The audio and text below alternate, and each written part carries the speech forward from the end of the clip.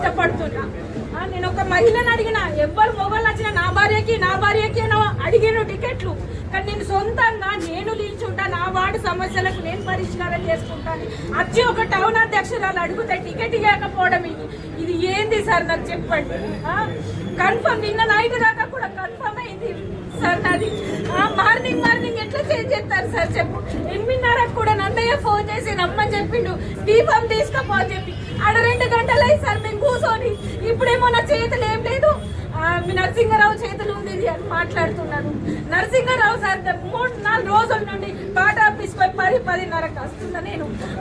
కనీసం ఒక్క నిమిషం టైం ఇస్తలేడు మాట్లాడేందుకు. ఒక్క మాట అన్న నా చేతిలో ఏం లేదని అంటే, మీ చేతిలో లేకపోతే ఓల చేతిలో ఉంటుంది సార్, నాకు అర్థం కాదు.